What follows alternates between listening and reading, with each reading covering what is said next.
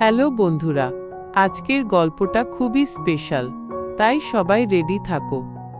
আমি গ্যারান্টি দিয়ে বলতে পারি গল্পটা শেষ পর্যন্ত শুনলে তোমাদের পানি বের হয়ে যাবে। তাই ভিডিওটা শেষ পর্যন্ত দেখার অনুরোধ রইল। আর দয়া করে গল্পগুলো ভালো লাগলে ভিডিওটি লাইক, শেয়ার এবং আমাদের চ্যানেলটি দয়া করে সাবস্ক্রাইব করো প্লিজ। তাহলে আমাদের ভিডিও সবার আগে তোমার কাছে পৌঁছে যাবে। তো চলুন বেশি কথা না বলে গল্পে জাম্প করা যাক। আমার নাম শিউলি। আমি কুমিল্লার এক ছোট গ্রামে থাকি। তখন আমার বয়স 30-এর কোঠায়। আমার একটি ছেলে আছে, নাম রাফি, বয়স তখন 10 বছর। আমার স্বামী ছিল সেলিম। তিনি দিনমজুর হিসেবে কাজ করতেন। সংসারে অভাব অনটন ছিল সর্বক্ষণ। আমার স্বামী সেলিম সবসময় চাইতেন তার একটা ছেলে হবে, যে একদিন তাকে ভরসা দেবে। যখন রাফি জন্ম নিল, ডাক্তাররা আমাকে জানালেন আমি আর কখনো মা হতে পারবো না।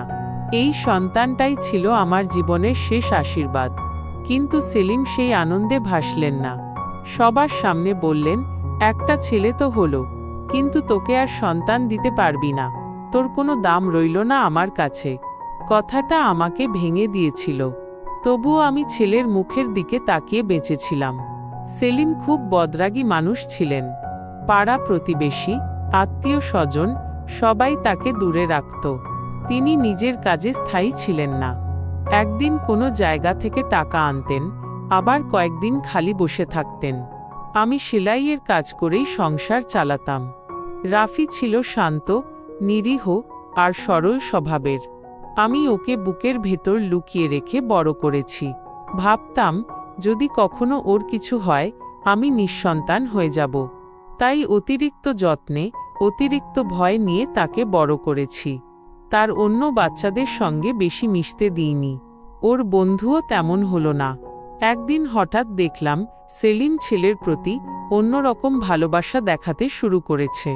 আগে যিনি প্রতিনিয়ত বলতেন, তোর জন্যই আমি আর কোনো সন্তান পাইনি, সেই মানুষ হঠাৎ রাফিকে কোলে নিচ্ছে, বাজারে নিয়ে যাচ্ছে, খেলনা কিনে দিচ্ছে। আমি অবাক হয়ে তাকিয়ে থাকতাম। আমি বলেছিলাম, এত বছর তো ওকে তুচ্ছ করেছ, এখন হঠাৎ এত মায়া কেন? সেলিম চোখ নামিয়ে বললেন, উপরওয়ালার কাছে অন্যায় করেছি। এখন বুঝেছি এই ছেলেই আমাদের ভরসা। আমি তাকে ভালোবাসব। সেই দৃশ্য দেখে আমার চোখে জল এসেছিল। আমি ভাবলাম, যা হোক, অনেক বছর নষ্ট হয়েছে, তবে দেরি হলেও ঠিক হলো। বাবা ছেলে দুজন মিলে সময় কাটাতে লাগলো। বাজারে যাওয়া, ঘুরতে যাওয়া, খেলাধুলা সবকিছুতে রাফিকে সঙ্গে রাখত সেলিম। আমি তখন এক সেলাই সেন্টারে কাজ পেতাম। সকাল থেকে দুপুর অবধি ব্যস্ত থাকতাম। মনে হতো স্বামী ছেলেকে দেখছে, এতে কোনো অসুবিধা নেই।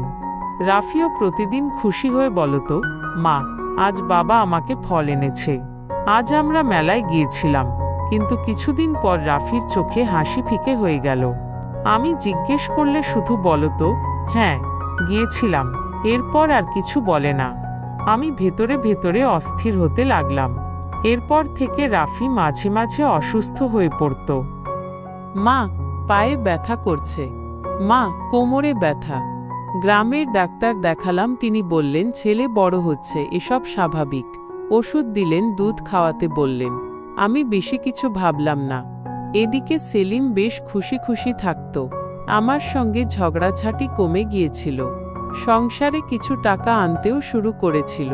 কিন্তু আশ্চর্যজনকভাবে সে আমার থেকে দূরে দূরে থাকত। আমি ভেবেছিলাম হয়তো এখন বয়স হচ্ছে, তাই বদলে যাচ্ছে। একদিন আমি বললাম, রাফির বিয়ে নিয়ে ভাবা উচিত। এখনো সময় আছে, তবে 1-2 বছর পর খোঁজা শুরু করা দরকার। সেলিম রেগে গিয়ে বলল, না, এখনই কোনো বিয়ে হবে না। আমি চাই না ওর বিয়ে 20 বছরের আগে হোক। আমি বললাম, আচ্ছা, কিন্তু তুমি তো আমার বিয়ের সময় এসব ভাবনি। 16 বছর বয়সেই আমাকে সংসারে নামিয়ে দিয়েছিলে। সে দীর্ঘশ্বাস ফেলে বলল, আমরা অশিক্ষিত ছিলাম, ভুল করেছি। এখন বুঝেছি, আমার ছেলের ভবিষ্যৎ নষ্ট হতে দেব না। কথাটা শুনে আমি একটু নরম হলাম। তবে মনে মনে ভাবছিলাম, সে কি সত্যিই বদলেছে, নাকি এর পেছনে অন্য কিছু আছে? এরপর হঠাৎ একদিন রাফি অজ্ঞান হয়ে গেল। আমি দৌড়ে ডাক্তারের কাছে নিলাম। ডাক্তার কিছু পরীক্ষা করে চুপ হয়ে গেলেন। আমি আতকে জিজ্ঞেস করলাম, ডাক্তার, কি হয়েছে? তিনি মাথা নেড়ে বললেন, আপনার ছেলের শরীরে এমন কিছু চিহ্ন আছে যা হওয়া উচিত নয়। কিছু হয়েছে ওর সঙ্গে। আমি যেন কানে শুনতে পাচ্ছিলাম না। বুকের ভেতর দম আটকে আসছিল। বাড়ি ফিরে রাফিকে কোলে নিয়ে কাঁদতে কাঁদতে জিজ্ঞেস করলাম, বল, কি হয়েছে? কে কিছু করেছে? রাফি আমার পায়ের কাছে পড়ে কাঁদতে কাঁদতে বলল, মা, আমি কিছুই করিনি, আমি নির্দোষ। আমি আবারও বললাম, সত্যি বলছিস? সে কাঁপা গলায় বলল, হ্যাঁ মা, আমি সত্যি বলছি।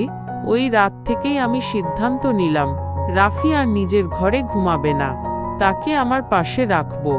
সেলিম প্রতিবাদ করল, ওর তো নিজস্ব ঘর আছে। আমি শক্ত গলায় বললাম, না, এখন থেকে আমার কাছেই শোবে। সেলিম চোখ কুঁচকে তাকাল, কিন্তু আর কিছু বলল না। এরপর থেকে আমি কাজে যাওয়া বন্ধ করে দিলাম। আবার ঘরে বসে সেলাই করতে লাগলাম। সংসারের অবস্থা খারাপ হতে শুরু করল। সেলিম আবার আগের মতো টাকা পয়সা আনা বন্ধ করে দিল। এক রাতে হঠাৎ রাফি আমাকে ডেকে বলল, মা, খিদে পেয়েছে। আমরা তিনজন একসঙ্গে খেয়ে নিলাম। তারপর আমি এমন ঘুমিয়ে গেলাম যেন কোনো মাদক খেয়েছি। মাঝরাতে চোখ খুলে দেখি রাফি পাশে নেই। আমি ছুটে বাথরুমে গেলাম, সেখানে নেই।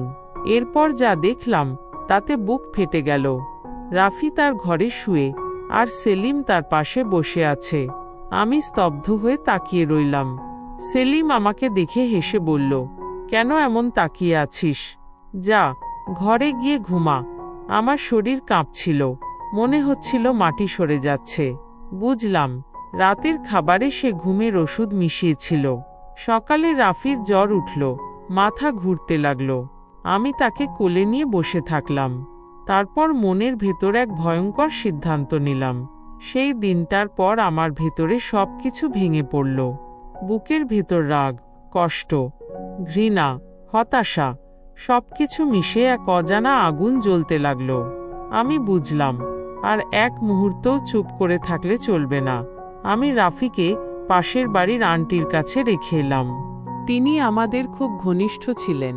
তার ছেলেকে নিয়ে তিনি সবসময় বলতেন, তোমার ছেলে আমার ছেলের মতো, ওরা দুজন ভবিষ্যতে একসঙ্গে থেকেও সুখী হবে।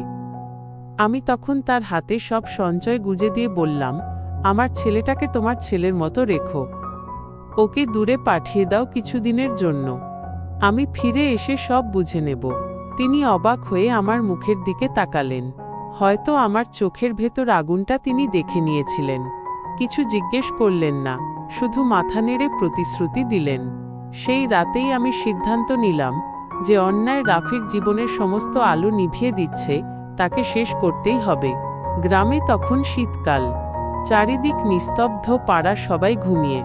বিদ্যুৎ চলে গিয়েছিল। আমি নিঃশব্দে উঠোনে গিয়ে একটা কোদাল নিলাম, মাটিতে গর্ত খুঁড়তে লাগলাম।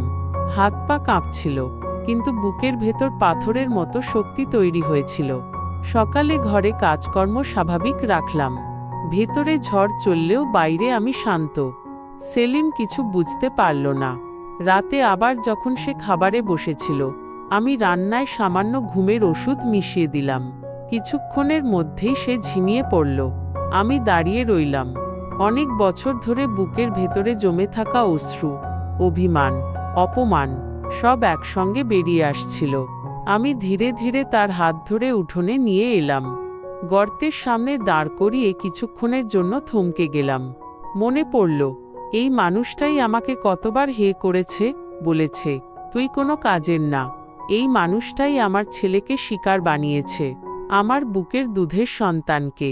তখন আর কোনো দ্বিধা রইল না। আমি সমস্ত শক্তি দিয়ে এক আঘাতে তাকে মাটিতে ফেলে দিলাম। তারপর রাতের আধারে সব শেষ করে দিলাম। গর্ত ভরাট করতে করতে মনে হচ্ছিল আমার বুকের পাথরটা একটুখানি হালকা হলো। পরদিন সকালে রাফি জিজ্ঞেস করল, মা, বাবা কোথায়? আমি মৃদু হেসে বললাম, ওর কথা তুই ভাবিস না, এখন থেকে তুই শুধু আমার কাছে। বাবা তোকে কষ্ট দিয়েছে, এখন সে আর ফিরবে না। রাফি প্রথমে কিছু বুঝল না, শুধু আমার দিকে তাকিয়ে রইল। আমি ওকে বুকে জড়িয়ে নিলাম। কয়েকদিন এভাবেই কেটে গেল। আমি আবার সেলাইয়ের কাজ ধরলাম। সংসারের টানাটানি রইল, কিন্তু বুকের ভেতর ভয় কমে গেল। মনে হচ্ছিল আমি এক যুদ্ধে জিতেছি। কিন্তু গ্রামের লোকেরা তো বোকা নয়। সেলিমের খোঁজ পাওয়া যাচ্ছিল না। সবাই আমাকে জিজ্ঞেস করতে শুরু করল, ভাবি, দুলাভাই কোথায় গেল? আমি হেসে বলতাম, শহরে গেছে, কাজের খোঁজে। কিছুদিন পর পুলিশও এল। দরজায় প্রচণ্ডভাবে কড়া নাড়তে লাগলো। আমার বুক ধড়ফড় করতে লাগলো। রাফি ভয়ে কাঁপছিল। আমি তাকে পাশের আন্টির বাড়িতে পাঠিয়ে দিলাম। বললাম, তুই ভয় পাবি না, আমি তোর মা, আমি সব সামলে নেব। যখন পুলিশ দরজা ভেঙে ভেতরে ঢুকলো, উঠোনের গর্তটা দেখে সব বুঝে ফেলল। তারা মাটি খুঁড়ে সত্যটা বের করল। সবার চোখ বিস্ফারিত হয়ে গেল। আমি একটুও ভেঙে পড়লাম না। কনস্টেবলরা যখন আমাকে ধরল, আমি শান্ত গলায় বললাম, আমার কোনো দুঃখ নেই। আমি যা করেছি ছেলের জন্য করেছি। গ্রামের মানুষরা আমাকে দেখে কেউ ভয়ে পিছিয়ে গেল, কেউ আবার ফিসফিস করে বলল, এই নারী মানুষ না, পাষাণ। কিন্তু আমি জানতাম তারা আমার ভেতরের কষ্টটা বোঝে না। পুলিশ আমাকে নিয়ে গেল। রাফিকে কিছু জানানো হলো না। আমি শুধু চাইছিলাম ও যেন শান্তিতে বড় হয়। কারাগারে বসে আমি প্রতিদিন ছেলের মুখ মনে মনে আঁকি। ভাবি, ও হয়তো এখন আন্টির ছেলের সঙ্গে খেলছে, হয়তো স্কুলে যাচ্ছে, হয়তো নতুন বন্ধুও পেয়েছে। একদিন খবর এলো, রাফিকে আন্টির পরিবার নিজেদের ছেলের মতো গ্রহণ করেছে। আমি বুক ভরে শ্বাস নিলাম। মনে হলো, যা ঘটুক না কেন, আমার ছেলেটা নিরাপদ আছে। তারপর আদালতের দিন এলো। সবাই আমাকে প্রশ্ন করল, তুমি এমন কেন করলে? আমি বললাম, আমি মা, আমি ছেলেকে আগলে রাখতে যা দরকার তাই করেছি। যদি মা হয়ে চুপ করে থাকতাম, তবে মা হওয়ার অধিকারটাই হারাতাম। কোর্টরুমে নিস্তব্ধতা নেমে এলো। কেউ চোখ মুছল, কেউ মাথা নিচু করল। আমি জানতাম শাস্তি হবেই, কিন্তু আমার ভেতরে কোনো ভয় ছিল না, কারণ আমি আমার সন্তানের জন্য লড়েছি। কারাগারের লোহার জানালার ফাঁক দিয়ে আকাশের দিকে তাকিয়ে আমি মনে মনে বললাম, হে আল্লাহ, তুই সাক্ষী থাকিস, আমি অন্যায় করিনি। আমি শুধু আমার সন্তানের জীবন বাঁচিয়েছি। এই গল্পের শিক্ষণীয় বিষয় হল, একজন মা সন্তানের জন্য কত দূর যেতে পারে তার কোনো সীমানা নেই। সমাজ, আইন, মানুষ সবকিছুর ঊর্ধ্বে মায়ের ভালোবাসা। কিন্তু প্রতিটি সন্তানকে আগলে রাখতে আমাদের সবার দায়িত্ব। পরিবারে যদি ভালোবাসা, সম্মান আর বিশ্বাস থাকে, তবে কোনো মাকে এভাবে একা যুদ্ধ করতে হয় না। তো বন্ধুরা, এটা ছিল গল্পের প্রথম ভাগ। আসল মজা থাকবে দ্বিতীয় ভাগে। এই ছিল আজকের গল্প। ভিডিওটি ভালো লাগলে দয়া করে লাইক, কমেন্ট এবং আর ব্লগ স্টোরি চ্যানেলটি সাবস্ক্রাইব করে আমাদের সাথে থাকুন। দেখা হচ্ছে কালকের ভিডিওতে। সেই পর্যন্ত সবাই ভালো থাকুন। ধন্যবাদ।